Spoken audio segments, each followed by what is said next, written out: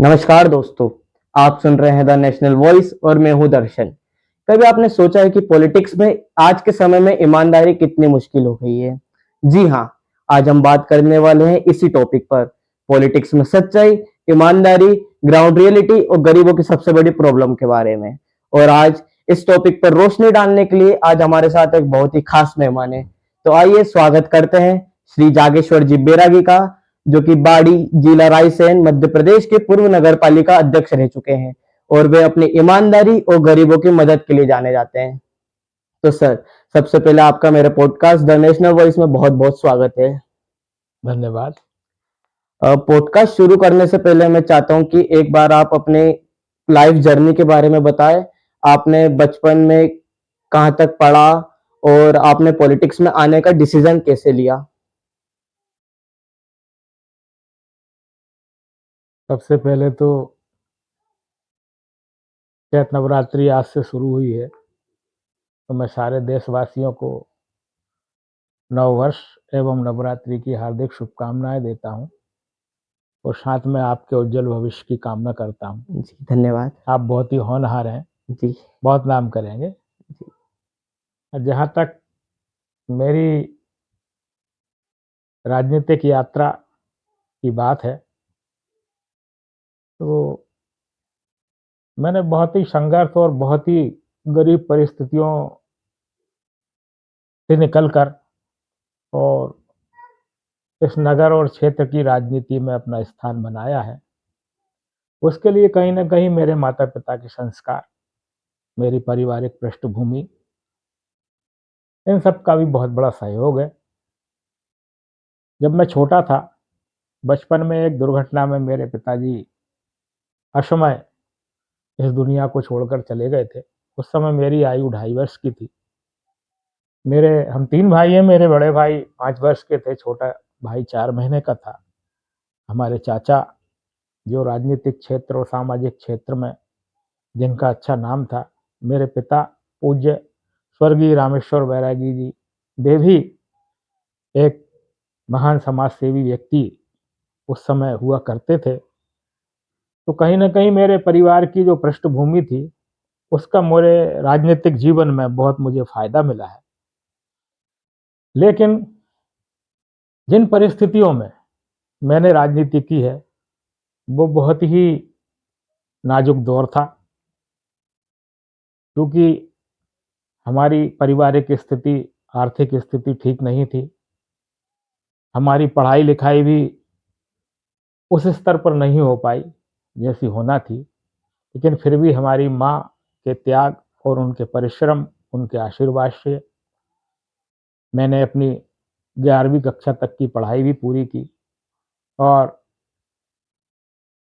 उस समय कोई बहुत ज़्यादा हमारा क्षेत्र बहुत पिछड़ा हुआ क्षेत्र है, तो यहाँ पर भी ऐसी कोई बहुत बिज़नेस या कोई ऐसा इंडस्ट्रियल एरिया था नहीं। तो चूँकि समाज में हमारे परिवार का एक अच्छा स्थान था और राजनीति से लगाव के कारण मैंने छात्र जीवन से ही राजनीति को चुना जी। और सोचा कि राजनीति में आगे बढ़ने के लिए क्या किया जाना चाहिए? क्योंकि या तो आपकी जाति हो जी। या पैसा हो। जी। मेरे ख्याल से राजनीति के 2 ही हथियार सबसे मजबूत हैं आज के दौर में। अब वो ज़माना गया जब लोग नैतिकता की और सामाजिक हितों की बात करते थे। जी। अब जो दौर है, तो वो एक अलग टाइप का दौर है। अब राजनीति में मूल्यों की कोई जगह नहीं है। अब मूल्यों की राजनीति नहीं होती है। अब तो लोग सत्ता के लिए राजनीति करते हैं। लेकिन जी। फिर भी उन परिस्थितियों में मैंने बहुत संघर्ष किया।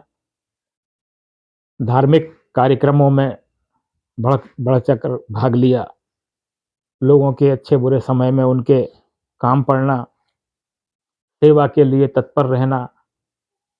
ऐसे बहुत सारे जो सामाजिक और लोगों की भलाई के सहयोगी जो काम थे, वो मैंने अपने जीवन में किए। उसका परिणाम मुझे मिला कि मैं 2004 में पहली बार कांग्रेस पार्टी से निर्वाचित अध्यक्ष बना। जी, और जब मौका मिला मुझे, तो मैंने उस मौके का भरपूर जनहित में उपयोग किया, गरीबों की भलाई के लिए किया, सरकार की योजनाओं को आम जनमानस, मध्यम गरीब वर्ग तक पहुंचाया। उसका परिणाम था कि दूसरी बार जब कांग्रेस पार्टी ने मुझे टिकट नहीं दिया, तो लोगों ने मुझे निर्दलीय के रूप में चुनकर भेजा। जी, और आज भी मैंने राजनीति से पैसा तो नहीं कमाया, लेकिन सम्मान बहुत कमाया है। तो लोग कहीं ना कहीं, जब आप अच्छे काम समाज में रहकर करते हैं, लोगों की भलाई के लिए करते हैं, तो स्वाभाविक है कि उसका पारितोषिक कहीं ना कहीं जनता आपको जरूर देती जी। है। सबसे पहला सवाल ये है कि पॉलिटिक्स में ईमानदारी की बात सबसे कम की जाती है। तो क्या आज की राजनीति में हम ईमानदारी से कुछ काम कर सकते हैं? जो राजनीति है,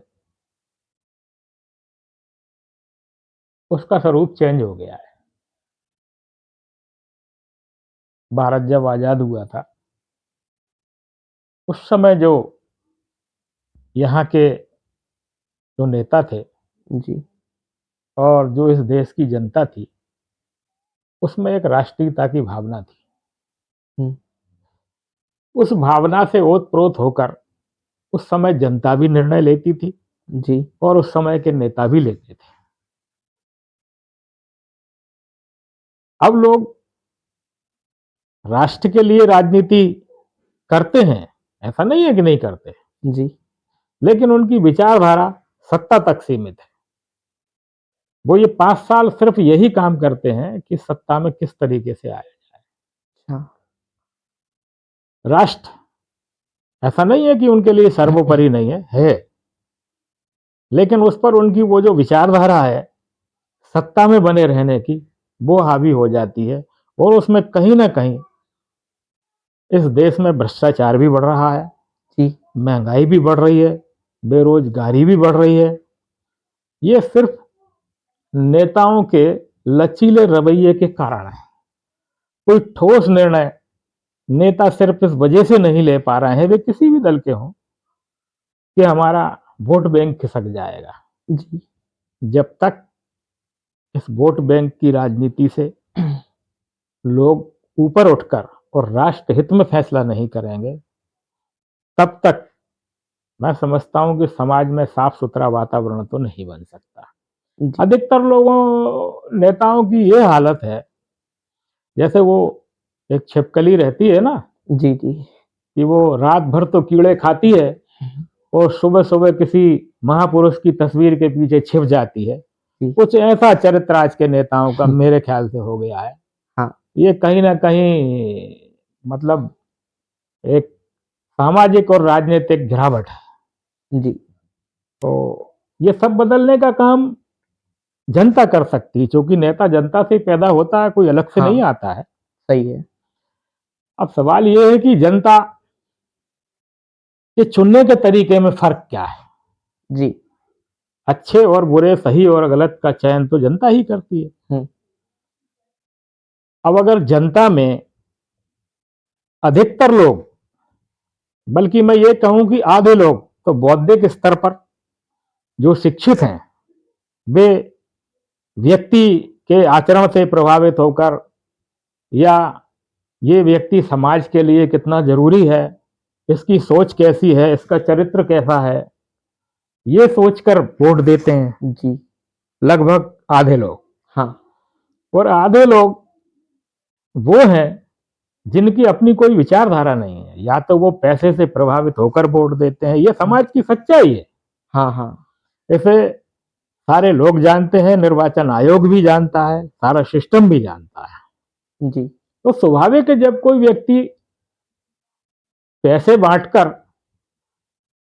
और राजनीति करेगा, या पैसे की दम पर या बाहुबल पर सत्ता अर्जित करेगा, तो वो जनहित के काम कहां से करेगा। सही है। तो कहीं ना कहीं समाज में नैतिक मूल्यों में गिरावट आई है। जब तक जनता जागरूक नहीं होगी, जी। समाज के सभ्य और आचरणवान लोगों को जब तक चुनकर नहीं भेजेगी, तब तक इस देश की, इस समाज की हाँ। और इस संविधान की व्यवस्था मुझे तो नहीं लगता कि सुचारू रूप से चल पाएगी। अच्छा। जैसे कि आपने बताया था कि आप कांग्रेस पार्टी की ओर से 2004 में सबसे पहली बार नगर पालिका अध्यक्ष बने थे, लेकिन अभी कुछ लगभग 20 सालों से कांग्रेस मध्य प्रदेश की सत्ता में आ नहीं पा रही है। तो आपके हिसाब से उसका क्या रीजन है? कांग्रेस आज जिस परिस्थिति में आ गई है, जी। उसके लिए कांग्रेस की लीडरशिप जिम्मेदार है। हम्म। आज वर्तमान में कांग्रेस में कोई सर्वमान्य नेता नहीं है। हाँ। आज वर्तमान में कांग्रेस में कोई कुशल संगठक नहीं है, और जो संगठन है उसमें अनुशासन नहीं है। हाँ। और सबसे बड़ी बात, जो कांग्रेस के क्षेत्रीय नेता थे, जो विधायक और सांसद के दावेदार थे, जी। उनने जनाधार वाले लोगों को बहुत डैमेज किया। हाँ। उनके मन में, अधिकतर लोगों के मन में ये प्रतिद्वंदता आती रही कि यार ये 2 बार अगर नगर पालिका अध्यक्ष बन गया तो ये विधानसभा का दावेदार हो जाएगा, तो ये ग्राम पंचायत में नेतागिरी करेगा तो हमारा फला आदमी फेल हो जाएगा। कुछ ऐसी परिस्थितियां थी कांग्रेस के नेताओं के अंदर, जिससे कांग्रेस के अंदर पार्टी में ये विकृतियां आ गई और गलत लोगों को टिकट दिए गए, गलत निर्णय लिए गए। और जब, सबसे बड़ी बात तो, जब पार्टी, कांग्रेस को जब उन नेताओं की जरूरत थी जिनने कांग्रेस की दम पर राजनीति की, कांग्रेस ने उनको मान सम्मान, यश, कीर्ति सब कुछ दिया, जब पार्टी को उनकी जरूरत थी तब वे पार्टी को छोड़कर चले गए। इससे भी कांग्रेस का नुकसान हुआ। और आज वर्तमान में भी जो कांग्रेस का संगठन है वो जमीन पे बहुत कमजोर है। जी। जब तक कोई कुशल संगठक और वो व्यक्ति जो दिन रात कांग्रेस के लिए लोगों के बीच में जाकर अपना काम करे, संगठन को खड़ा करने का काम करे, और संगठन में छोटे से लेकर के और दिल्ली तक के जो नेता हैं उनमें, उनके अंदर जब तक अनुशासन पैदा नहीं होगा जी, तब तक कांग्रेस का आना संभव नहीं है। परिस्थितियां कुछ भी हो, धार्मिक उन्माद के आधार पर या पैसे के आधार पर लोग सत्ता हथियाने की कोशिश करते हैं, लेकिन जनता समझदार है, जनता बदलाव करती है। लेकिन जनता को यह भरोसा होना चाहिए कि अमुक व्यक्ति अगर कुछ बनेगा तो वो हमारे लिए कुछ काम करेगा। जी। आज लोगों का भरोसा ही उठ गया है, तो वो भरोसा कांग्रेस अपने कार्यकर्ताओं में भी पैदा करे और जनता में भी पैदा करे, और ये जब ही संभव है जब जनता के बीच में हम रात दिन खड़े रहेंगे, जी। तभी संभव है, और पूरे अनुशासन के साथ। हाँ।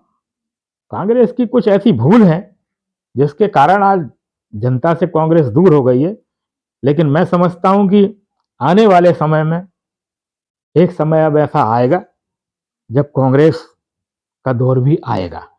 जी।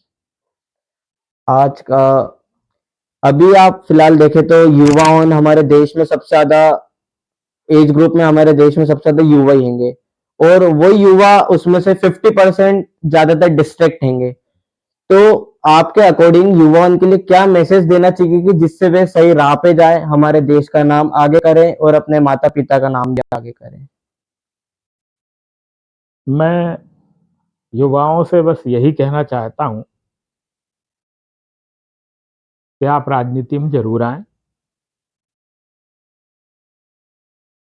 राजनीति समाज का वो अंग है जिससे हमारा समाज, हमारी व्यवस्था, हमारी नीतियां, हमारे देश के सारे रीति रिवाज इस लोकतांत्रिक व्यवस्था के माध्यम से चलते हैं। जी। इसलिए राजनीति में इस देश के हर व्यक्ति को इंटरेस्ट रखना चाहिए, और खास तौर से युवाओं को राजनीति में आना चाहिए। राजनीति में सारे लोग खराब हैं ऐसा नहीं है, राजनीति में अच्छे लोग भी हैं जो देश के लिए भी काम करते हैं, लेकिन युवा पीढ़ी जो है, मेरा ऐसा मानना है कि राजनीति से दूर होती जा रही है। जी। जबकि युवा सोच ही देश में परिवर्तन ला सकती है। हाँ। आपको ये, अब समस्या आज के युवाओं की ये है कि वो बहुत जल्दी कुछ प्राप्त करना चाहते हैं हम्म, और संघर्ष की शून्यता है। हम्म, तो बिना संघर्ष के तो आप कुछ जीवन में प्राप्त कर नहीं सकते। जी। वो संघर्ष राजनीति का एक दिन की कहानी नहीं है, ये वर्षों का परिश्रम। हम्म, समाज में आप अपना स्थान जब ही बना सकते हैं जब आप नैतिक आचरण के तहत चलेंगे, लोगों के साथ, उनकी समस्याओं के साथ आप खड़े होंगे। आपका त्याग, आपकी तपस्या, आपका परिश्रम और परिश्रम की पराकाष्ठा हम्म, जब तक आप नहीं करेंगे हम्म, तो मैं समझता हूं राजनीति में फिर आने का कोई मतलब नहीं है। हाँ। ये सब नैतिक मूल्यों का अगर आप पालन करते हैं तो फिर आपको राजनीति में जरूर आना चाहिए। ऐसा नहीं है कि सारे राजनीतिक नेता गंदे हैं, नहीं, अच्छे भी हैं। और मैं एक बात और कहना चाहता हूं युवाओं से कि आप छोटे छोटे प्रयास करते रहिए जी। लोगों से जुड़ने के। छोटी छोटी बातों से बड़ा संगठन बनाया जा सकता है। जी। छोटे छोटे तृणों से जो रस्सी बनती है वो हाथी बांधने में भी समर्थ होती है। हम्म, लेकिन जब आप कुछ करना ही नहीं चाहते तो आपको कैसे सफलता प्राप्त होगी जी। और कैसे मान सम्मान, यश, कीर्ति आपको प्राप्त होगा। बहुत अच्छी पंक्तियां आज मैं अपने युवाओं को उनके भविष्य के मार्गदर्शन के लिए अपनी ओर से कहना चाहता हूं। और मेरी जो पंक्तियां हैं, अगर वास्तव में आप इन पंक्तियों के माकूल चलेंगे तो आप एक दिन देश के वाकई में ख्याति प्राप्त नौजवान बनेंगे। जी। वो पंक्तियां हैं कि मरता नहीं धन धाम संपदा पे कभी, मरता सदैव आन बान और शान पर, मुग्ध नहीं होता चंद्रमुखी मृगनयनी पर, मुग्ध सदा देश जाति और स्वाभिमान पर, खेल नहीं खेलता है ताश और चौपड़ के, हंसता हुआ खेल जाता राष्ट्र हेतु जान पर, और सिंह जैसा अड़ीला धनी बात का हो, करता है गर्व राष्ट्र ऐसे नौजवान पर। वाह। जब इस देश का नौजवान, नवयुवक इन पंक्तियों के अनुरूप अपने को ढाल लेगा तो मैं समझता हूं कि उसका समाज, उसकी जाति, उसका गांव, उसका शहर, ये प्रदेश सब उस पर नाच करेंगे। जी। मैं आपसे एक ऐसा प्रश्न पूछना चाहता हूँ जिसका मैं चाहता हूँ कि उत्तर हमारे देश के अधिकतर पेरेंट्स देखें। आजकल इंडिया में पेरेंट्स पॉलिटिक्स को एक करियर के जैसा नहीं देखते हैं। वो सोचते हैं कि पॉलिटिक्स गंदी है, उससे हमारे बच्चों को दूर रखना चाहिए। तो आप उन पेरेंट्सों के लिए क्या कहना चाहेंगे? नहीं, मैं उनसे ये कहना चाहता हूं कि अभी समाज पूरी तरह से गंदा नहीं हुआ। जी। कुछ लोग राजनीति में से आ गए हैं जो आचरणहीन है और अशुद्ध लोग हैं, हम्म, और जिनका जो उनके जो काम है वो चरित्रहीनता के काम है। लेकिन वो किसी की कृपा से परिस्थिति जन्य जी। राजनीति में, या तो उनकी जाति की बाहुल्यता के कारण या उनके धनबल या बाहुबल के दम पर वो राजनीति में अगर कुछ पा गए हैं तो ऐसे लोगों को अपना आदर्श मानकर आप राजनीति छोड़ने की बात मत करिए। जी। आप उनको आदर्श मानिए जो राजनीति में अच्छे लोग हैं। अगर आप अच्छे लोगों को आदर्श मानकर अगर आप राजनीति में आना चाहते हैं तो बिल्कुल आप, ये समाज में आज भी अच्छे लोगों की संख्या अधिक है। अगर नहीं होती तो मैं शहर के अंदर, जहां मेरा सिर्फ एक परिवार है, इस शहर में कम से कम 30,000 की आबादी है, और मुझ जैसे 40-50 वोट वाले व्यक्ति को इस शहर के लोगों ने नगर पालिका का निर्दलीय अध्यक्ष चुना। जी। तो कहीं ना कहीं समाज में अधिकतर लोगों में आज नैतिक मूल्यों की कीमत है। अभी समाज में उतनी गिरावट नहीं है, बस फर्क इतना है कि जो अच्छे लोग हैं वो अपना जवाब खामोशी से देते हैं किसी न जी, किसी माध्यम से देते हैं, वो किसी से टकराव नहीं चाहते। इसलिए गलत लोग समाज में बहुत ज्यादा सड़कों पर आ जाते हैं और वो जी, कहीं ना कहीं राजनीति में कुछ पद प्रतिष्ठा प्राप्त कर जाते हैं। जी, लेकिन समाज का सभ्य नागरिक जब भी जागरूक होगा तो समाज रचनात्मकता की ओर आगे बढ़ेगा, मेरा ऐसा मानना है। इसलिए पेरेंट्स को चिंता करने की जरूरत नहीं है। हुँ, लोगों को प्रेरित करना चाहिए, बच्चों को प्रेरित करना चाहिए कि वे राजनीति में भी अपना सहयोग दें। जी। मैं आपसे जैसे कि आपने बताया कि आपने सबसे पहले अपना नगर पालिका अध्यक्ष का चुनाव कांग्रेस पार्टी के थ्रू जीता और दूसरे चुनाव में आपको कांग्रेस के द्वारा टिकट नहीं मिली तो आपने निर्दलीय चुनाव लड़ा तो और आप जीते भी सही। तो उस टाइम पे आपको किसी पार्टी से ऑफर मिला कि आप उनकी पार्टी ज्वाइन करें उसके लिए? हाँ, मुझे ऑफर मिला था। मध्य प्रदेश के पूर्व मुख्यमंत्री स्वर्गीय श्रीमान सुंदरलाल जी पटवा ने मुझे जी, बुलाया था और बड़े आदर पूर्वक उनने मुझसे कहा था कि आप भारतीय जनता पार्टी में आ जाओ। जी, लेकिन चूंकि मैं वैचारिक रूप से, हालांकि मैं निर्दलीय था, मैं जा सकता था। उस समय भारतीय जनता पार्टी सत्ता में थी, मुझे उसका लाभ भी मिलता। हुँ, लेकिन मुझे ऐसा लगा कि मैंने पूरी जिंदगी कांग्रेस की राजनीति की है हुँ, और जो कांग्रेस की जो विचारधारा है हाँ, वो कम से कम भारतीय जनता पार्टी से तो मेल नहीं खाती है। हाँ, हाँ, कुछ चीजें हो सकती हैं जो समाज में एक अलग विचार लेकर चलती हैं, हुँ, मैं उनका समर्थन करता हूं, उनका विरोध नहीं करता हूं। लेकिन जो मेरी निजी राय थी वो उन परिस्थितियों में यही थी कि निर्दलीय ही रहा जाए। लेकिन फिर पचौरी जी यहाँ से, सुरेश पचौरी, आदरणीय सुरेश पचौरी जी यहाँ से चुनाव लड़े थे, हुँ, तो उनने मेरी कांग्रेस में वापस ससम्मान वापसी कराई थी जी, और तब से मैं कांग्रेस में ही हूँ और मैं कांग्रेस में ही रहना उचित समझता हूँ। जी। यही समय के हिसाब से ठीक है। सर आपने ग्राउंड पे गरीबी को इतने पास से देखा है, तो आपको क्या लगता है कि सरकार सच में गरीबों को ऊपर उठाना चाहती है या सिर्फ बोलती ही है? अच्छा सवाल है।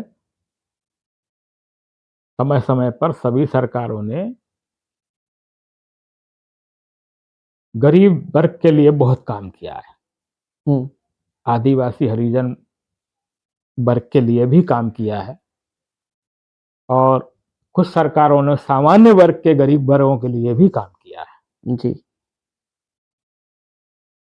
लेकिन चूंकि हमारा देश अभी आर्थिक रूप से इतना संपन्न नहीं है हुँ, जितनी योजनाएं नेताओं ने सत्ता प्राप्ति के लिए बना दी हैं। हाँ, तो उसका कारण है कि जिससे गरीब और गरीब होता जा रहा है हुँ, और अमीर होता जा रहा है। जी, समाज में ये जो असमानता का भाव है, ये कहीं ना कहीं हमारी व्यवस्था को बहुत प्रभावित कर रहा है। जी,